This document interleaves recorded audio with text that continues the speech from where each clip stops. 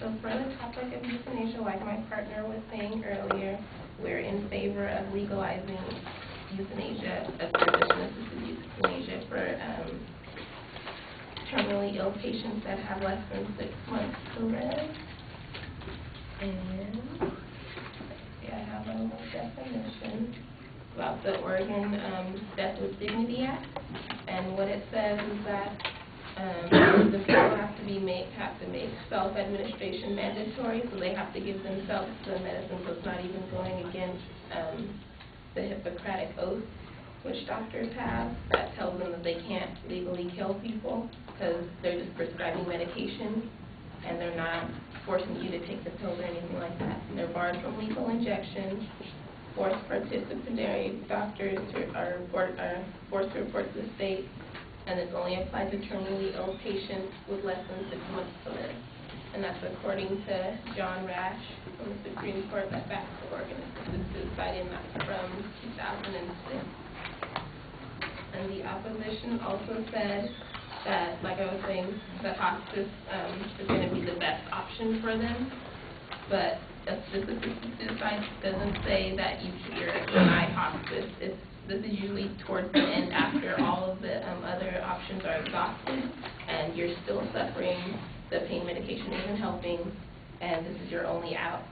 So I have another quote from Garrett Kimsa and Everett Van Leeuwen that say assisting death is in no way precludes giving the best palliative care possible, but rather integrates compassionate care and respect for the patient, autonomy, which is like your dignity, and ultimately makes death with dignity a real option for them.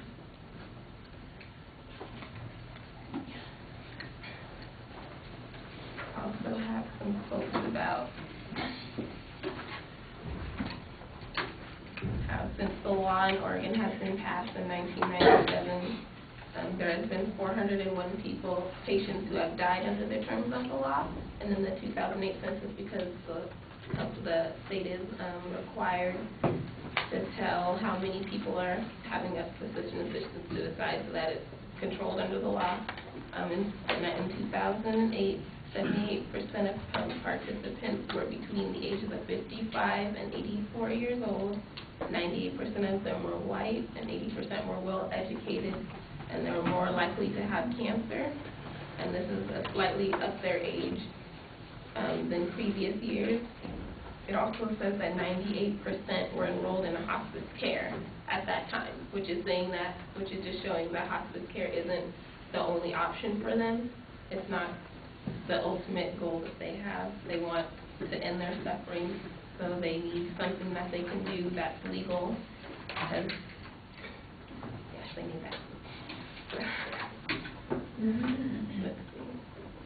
Like, opponents also said that there could be abuse of the system because of euthanasia, and what he was kind of mentioning, which he didn't really say, that could have been the Hippocratic Oath. And I have a quote going us back from the American Psychological Association in support of assisted suicide from 2001. The criticism that medical doctors agreeing to assisted suicide would be violating the Hippocratic Oath is refuted on several grounds. First, the original oath prohibiting killing also prohibited abortion and surgery, etc., which all have been modified to be contemporary relativity. Second, assisted suicide does not involve the ending of life, but a physician, as it is a dying person who takes the steps to end her life. Third, the oath requires physicians to take all measures necessary to relieve suffering and interpret this to include assisted suicide. So that also includes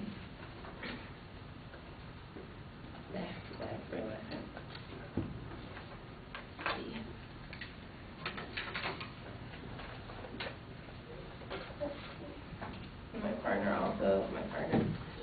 also mentioned how the Bible, how assisted suicide goes against God, but since you can't say that for the majority of people. I know the majority of people are religious, but there is that minority of people that don't believe in anything higher, and you can't incorporate them into the general population when they could just lead to more illegal things.